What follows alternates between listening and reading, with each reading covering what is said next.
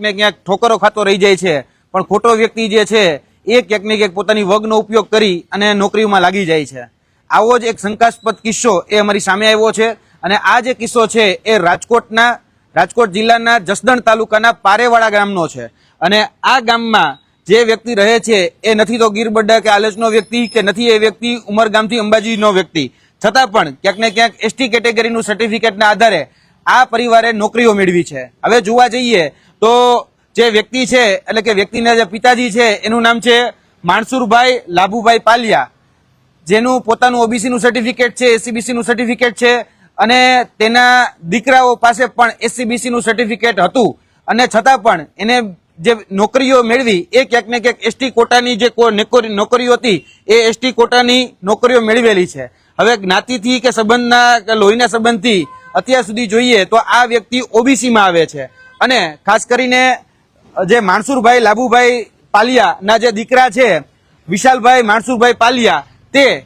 2017ની જે 17,000 એલઆરડી એટલે કે લોકરક્ષક દળની જે ભરતી થઈ એ લોકરક્ષક દળની ભરતીમાં તમે જોઈ શકો છો કે એ વ્યક્તિ લોકરક્ષક દળની ભરતીમાં એસસીબીસી કેટેગરીમાંથી પાસ થયેલો છે। આ એસસીબીસી કેટેગરીમાંથી 2017માં આ વ્યક્તિ જે છે એલઆરડી ની પીઈટી અને પીએસટી ટેસ્ટ જેને ફિઝિકલ સ્ટાન્ડર્ડ ટેસ્ટ કહેવાય એ ફિઝિકલ પરીક્ષા જે છે આ વ્યક્તિ એસસીબીસી માં પાસ થયેલો, મુખ્ય પરીક્ષા પાસ ન કરી શક્યો। પછી આ વ્યક્તિ પાસે અચાનક જયારે 2019માં ફોર્મ ભરે છે હાઈકોર્ટ પીયુન, ત્યારે એ વ્યક્તિ હાઈકોર્ટ પીયુનની જે ભરતી છે એ હાઈકોર્ટ પીયુનની ભરતી એ એસટી કોટાના સીટ ઉપર આ વ્યક્તિ ભરે છે અને એસટી કેટેગરીના કોટા ઉપર આ વ્યક્તિ પાસ થાય છે અને એસટી કેટેગરીમાં આવવાના કારણે ઝડપથી પ્રમોશન થાય। એટલે વર્તમાનમાં આ જે વ્યક્તિ છે એટલે કે વિશાલ માણસુરભાઈ પાલિયા એ વર્તમાનમાં રાજકોટ જે કોર્ટ છે, રાજકોટ ડિસ્ટ્રિક્ટ કોર્ટ છે, રાજકોટ ડિસ્ટ્રિક્ટ કોર્ટની અંદર અત્યારે ક્લાર્ક તરીકે પ્રમોશન મેળવી ચૂકેલા છે। આ એના પહેલા દીકરા કે જે મોટા દીકરા છે એમની વાત છે। ત્યારબાદ એમના જે બીજા દીકરા છે કહી શકાય કે એમના જ પરિવારના જે બીજા વ્યક્તિ છે મોહિતભાઈ પ્રવીણભાઈ પાલિયા, જે કહી શકાય કે મોહિતભાઈ જે છે એના મોટા બાપુના દીકરા છે। 2016-17ની જે ફોરેસ્ટની ભરતી હતી એ 2016-17ની ફોરેસ્ટની ભરતીમાં આ વ્યક્તિ એસસીબીસી કેટેગરીમાંથી ફોર્મ ભરે છે અને એસસીબીસી કેટેગરીમાંથી ફોર્મ ભરે છે ત્યારે એ વ્યક્તિ ક્યાંક ને ક્યાંક વેઇટિંગ લિસ્ટમાં આવે છે। તમે આ જોઈ શકો છો એસસીબીસી કેટેગરીમાંથી ફોર્મ ભર્યું છે, આ ફોરેસ્ટ બ્રિગેડનું રિઝલ્ટ છે અને ફોરેસ્ટ બ્રિગેડના રિઝલ્ટ બાદ 2021માં જ્યારે ફોર્મ ભરે છે ત્યારે 2021માં પશુધન નિરીક્ષકની જે પરીક્ષા છે એનું જે પ્રોવિઝનલ મેરિટ લિસ્ટ છે એ પ્રોવિઝનલ મેરિટ લિસ્ટની અંદર આ વ્યક્તિ જે છે એ એસટી કેટેગરીમાં પાસ થયેલો તમને જોવા મળશે। તેની સાથે સાથે કહી શકાય કે એમના જે બેન છે એમના જ બેન એટલે કે આરાધના બેન એ વર્તમાનમાં હમણાં જ આજથી 2 દિવસ પહેલા જે મુખ્યમંત્રીના વરદ હસ્તે જે નિમણૂક પત્ર આપવામાં આવ્યા એ નિમણૂક પત્રની અંદર આરાધનાબેન માણસુરભાઈ પાલિયા એ વ્યક્તિ રેવન્યુ તલાટી તરીકે એસટી કેટેગરીની સીટ ઉપર એ પાસ થાય છે। ત્યારબાદ જે અભયભાઈ અરવિંદભાઈ પાલિયા જે છે એમના મોટા બાપુના દીકરા છે અને એમના કાકાના દીકરા છે અને આ જે વ્યક્તિ છે એ વ્યક્તિ પણ ક્યાંક ને ક્યાંક હમણાં જ લેવાયેલી જે પરીક્ષાઓ છે એ પરીક્ષાઓમાં અમદાવાદ મ્યુનિસિપલ કોર્પોરેશનની અંદર જે નવગણભાઈ રેવાભાઈ સરસૈયા જે ભરતીમાં એસટી નું ખોટું સર્ટિફિકેટ લાવી અને નોકરીએ લાગેલા એ જ ભરતીની અંદર તમે જોઈ શકો છો 7મા ક્રમે અભયભાઈ અરવિંદભાઈ પાલિયા જે છે એ વ્યક્તિ એસટી કેટેગરીના સર્ટિફિકેટ ઉપર અમદાવાદ મ્યુનિસિપલ કોર્પોરેશનની અંદર જુનિયર ક્લાર્ક બને છે। હવે જોવા જેવી વાત એ છે કે એમના પૂજ્ય પિતાશ્રી જે છે એમની પાસે ઓબીસી નું સર્ટિફિકેટ છે। આ જે ઉમેદવારો જે છે એમાં વિશાલભાઈ માણસુરભાઈ પાલિયા તેમની પાસે જે છે એની પાસે પણ એસસીબીસી નું સર્ટિફિકેટ છે, તેમની પાસે પણ નોન ક્રિમિનલનો દાખલો પણ છે। 2017-2018 સુધી આ જે વ્યક્તિ છે એ વ્યક્તિ ઓબીસીમાં જ ફોર્મ ભરતા હતા।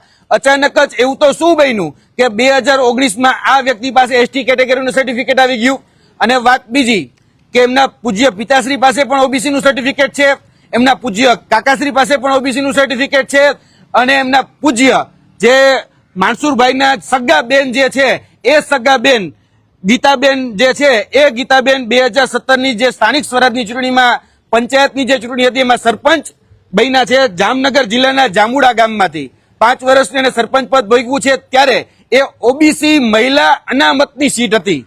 એ ઓબીસી મહિલા અનામતની સીટ ઉપર એમના જ ફૈબા એટલે કે વિશાલભાઈના આરાધનાબેનના ફૈબા એ ઓબીસી અનામતની મહિલા અનામતની સીટ ઉપરથી એ ચૂંટણી પર લડેલા છે. હવે આવું તો કઈ રીતે બને કે એક વ્યક્તિ જે છે એના વડીલો જે છે એ ઓબીસી માં છે અને દીકરા દીકરીઓ છે એ એસટી માં છે? આવું કઈ રીતે બને? એટલે અમને શંકા છે, આની પર તપાસ થવી જોઈએ. હવે વાત રહી બીજી કે ડોક્યુમેન્ટ વેરિફિકેશન. તો કોઈ પણ વ્યક્તિ જયારે ડોક્યુમેન્ટ કહી શકે કે પરીક્ષા પાસ કરે તો પહેલું ડોક્યુમેન્ટ વેરિફિકેશન થાય ભરતી બોર્ડથી. એટલે ભરતી બોર્ડ અહીંયા ગૌણ સેવા પસંદગી મંડળ લાગે, તો ગૌણ સેવા પસંદગી મંડળમાં ભરતી બોર્ડમાં જયારે ડીવી કરવામાં આવ્યું તો ત્યારે કેમ ચેક કરવામાં આવ્યું? ત્યારબાદ બીજું વેરિફિકેશન થાય વિભાગીય એટલે કે મહેસૂલનું.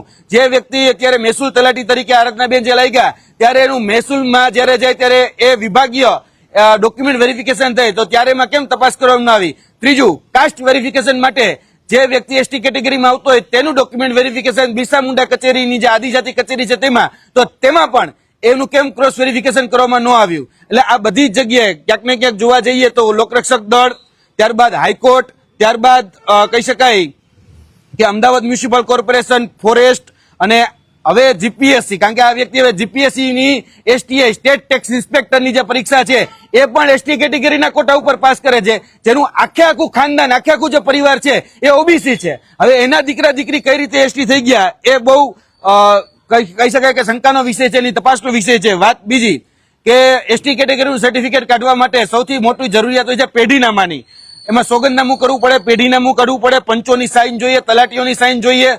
ક્યાંક ને ક્યાંક અમને શંકા છે કે એમનું જે પેઢીનામું જે છે જે રજૂ કરવામાં આવ્યું છે ક્યાંક ને ક્યાંક ગીરબરડાના હાલતના કોઈ કહી શકાય કે ભરતા નામ વાળા વ્યક્તિથી જોઈન્ટ કરી દેવામાં આવ્યું હોય. એટલે કે ભાઈ વિશાલભાઈ માણસુરભાઈના પપ્પા, એના દાદા કે એના પરદાદા કોઈ એવો વ્યક્તિ કદાચ ગીરમાં રહેતો એનું નામ જોડી અને કદાચ એનું એસટી કેટેગરીનું સર્ટિફિકેટ કાઢવામાં આવ્યું હોય. પરંતુ પ્રશ્ન એ થાય કે ભાઈ 2019માં જ કેમ કાઢવામાં આવ્યું? 2005માં સરકારે છૂટ આપેલી, 2010માં સરકારે છૂટ આપેલી, ત્યારે નરેન્દ્ર મોદી સાહેબ મુખ્યમંત્રી હતા. ત્યારબાદ કહી શકાય કે વિજયભાઈ રૂપાણી આવ્યા, કહી શકાય કે આનંદીબેન આવ્યા ત્યારે પણ છૂટ આપી હતી, પણ ત્યારે નથી કાઢવામાં આવતું. આ એસટી કેટેગરીનો લાભ એ જોવા જઈએ તો 2019માં લેવામાં આવે છે. અને શા માટે લેવામાં આવે છે? અને જે પેઢીનામું રજૂ કરવામાં આવ્યું છે એ પેઢીનામુંમાં ક્યાંક ને ક્યાંક ગફલો કરવામાં આવ્યું હોય એવું સ્પષ્ટપણે દેખાય છે. કારણ કે એસટી કેટેગરીના સર્ટિફિકેટ ઉપર જે વ્યક્તિ નોકરી મેળવે તેને નોકરી ઝડપથી મળી જાય, પોસ્ટિંગ ઝડપથી મળી જાય અને પ્રમોશન પણ ઝડપથી મળી જતું હોય છે. જેમ કહી શકાય વિશાલભાઈ માણસુરભાઈ જે રહ્યા એ હાઈકોર્ટ પીયુનમાં 2019ની ભરતીમાં લઈ ગયા હતા. અત્યારે એ જે કોર્ટ છે એટલે કે રાજકોટ કોર્ટની અંદર એ ક્લાર્ક બની ગયા છે. એટલે ઝડપથી એસટી કેટેગરીના જે પણ ઉમેદવાર હોય એનું પ્રમોશન થઈ જતું હોય છે. એટલે ક્યાંક ને ક્યાંક ઘણા બધા પ્રશ્નો જે છે એ ઉભા કરે છે. આ સગવડીઓ જે જ્ઞાતિ ધર્મ જે છે એ ક્યાંક ને ક્યાંક અમને શંકામાં લાગી રહ્યો છે. ક્યાંક ને ક્યાંક આપણે ચોરના હાથમાં તિજોરીની ચાવી નથી સોંપી રહ્યા ને એની તપાસ કરવાની જવાબદારી કે એસટી નું આ સર્ટિફિકેટ સાચું છે કે ખોટું એ તપાસ કરવાની જવાબદારી એ વિશ્લેષણ સમિતિની એસટી કહી શકાય કે આપણું બિરસા મુંડા કચેરી છે એમની છે. તમે આ માધ્યમથી સરકારને અપીલ કરીએ છીએ કે તાત્કાલિક ધોરણે જે સગવડીઓ જે જ્ઞાતિ ધર્મ અપનાવે છે એની તપાસ કરવામાં આવે કે 2018 પહેલા આખું જ પરિવાર ઓબીસી હોય અને 2018 પછી આખું જ પરિવાર એસટી થઈ જાય. આવું કઈ રીતે? પરિવાર નહીં પણ બધું પરિવારના દીકરા, બાકી એમના પપ્પા પાસે, એમના ફૈબા પાસે, એમના કાકા પાસે, એમના અન્ય લોકો પાસે, મોટા બાપુ પાસે, એ બધા તો ઓબીસી ના સર્ટિફિકેટ ઉપર જ આજે હયાત છે. અને એમના જન્મના દાખલાથી લઈ મરણના દાખલાથી લઈ તમામ જે દાખલાઓ છે એમાં એ ઓબીસી જ છે. તો આ વ્યક્તિઓ એસટી કઈ રીતે થયા એ તપાસનો વિષય છે. અને ખાસ કરીને આ તપાસ જે તે સંલગ્ન કર્મચારીઓ અધિકારીઓ કરે એ અમે આ માધ્યમથી માંગણી કરીએ છીએ. કારણ કે સંબંધો બધા જ ઓબીસી સાથે થયા છે, નોકરી એસટીમાં મેળવેલી છે. એટલે ક્યાંક ને ક્યાંક આ ઘણું બધું શંકામાં છે. આ બધા જ પુરાવા જે છે અમે બિરસા મુંડા કચેરીને આજે જ અમે આપવાના છીએ અને આની ઉપર યોગ્ય તપાસની માંગણી પણ અમે આ પ્રેસ કોન્ફરન્સના માધ્યમથી અને લેખિતમાં અમે ત્યાં કરવાના છીએ. જી, આપના પ્રશ્ન.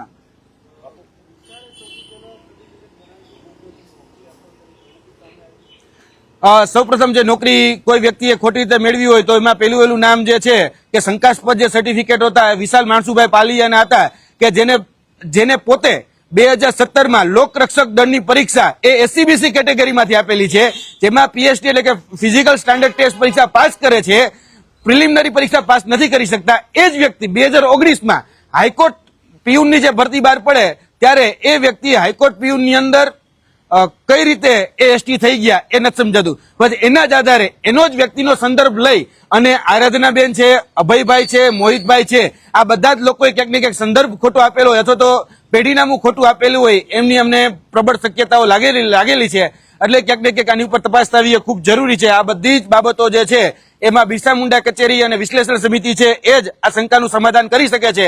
બાકી અત્યાર સુધી ફોરેસ્ટ વિભાગ હતો, મહેસૂલ વિભાગ હતો, કોર્પોરેશન હતો, ગૃહ વિભાગ હતો, અને ખાસ કરીને મુખ્યમંત્રી હતા, એની પણ આંખમાં ધૂળ નાખવામાં આવી છે. કારણ કે મુખ્યમંત્રીના વરદ હસ્તે આ નિમણૂક પત્ર આજથી 2 દિવસ પહેલા રેવન્યુ તલાટીના મુખ્યમંત્રીના હસ્તે હમણાં જ ગાંધીનગર ખાતેથી જયારે નિમણૂક પત્ર આપવામાં આવ્યા ત્યારે જ આ આરાધનાબેનને છે નિમણૂક પત્ર આપવામાં આવ્યો છે. એટલે ક્યાંક ને ક્યાંક આ બધા જ વિભાગોની સાથે છેતરપિંડી થઈ એવું અમે સ્પષ્ટપણે માનીએ છીએ.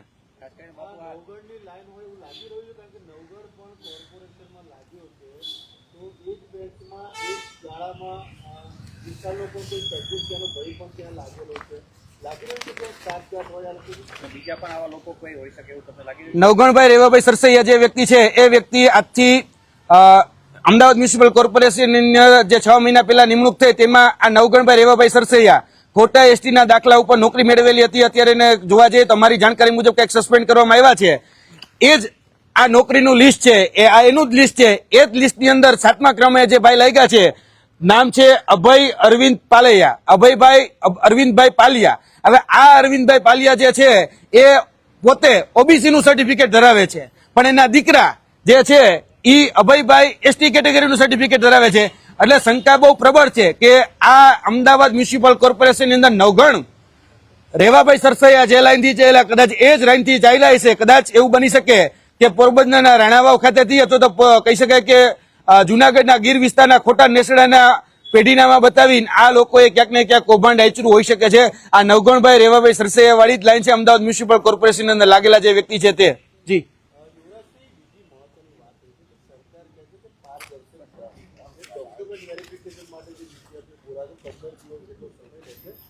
ટેકનિકલ એનાલિસિસના આધારે આખી આ સર્ટિફિકેટની ચકાસણી થાય છે. લાગી રહ્યું કે સરકારનું કોઈ કાચું કપાઈ રહ્યું છે આ મામલે?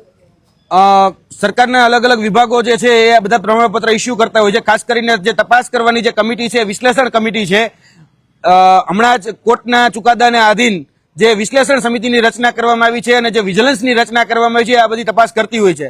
પરંતુ આંખમાં ધૂળ નાખવાનું કામ એ રીતે થાય છે કે સ્થાનિક જે તલાટી હોય, સ્થાનિક જે નાયબ મામલતદાર હોય, એમને પૈસા દઈને કે વહીવટ કરીને આ પ્રકારના જે સર્ટિફિકેટો છે. હવે હું મૂળ ગોંડલનો વતની છું. હવે હું એવું બતાડું કે ભાઈ મારા પૂર્વજો જે છે એ ગીરમાં રહેતા હતા અને એનો 1960 પહેલાનો કોઈ ઉતારો લઈ આવું, એટલે એ ઉતારાને આધીન એટલે એ પેઢીનામાને આધીન મને એવું ગણી લેવામાં આવે કે ભાઈ મને એસટી કેટેગરીનું સર્ટિફિકેટ મળવા પાત્ર છે. આ નીતિ નિયમ છે કે ભાઈ કોઈ વ્યક્તિ ભૂતકાળમાં 1956 પહેલા જો ગીર બડા હાલતમાં રહેતા હોય તો એના આધારે આ પેઢીનામું બનતું હોય છે. એટલે લોકો કરે છે શું કે ભાઈ મળતા એના પૂર્વજોનો જે નામ હોય, દાદા પરદાદાનું, એનો ક્યાંક ને ક્યાંક ભળતું નામ ગોતી અને પોતે ત્યાંથી પેઢીનામું બનાવી દેતા હોય છે.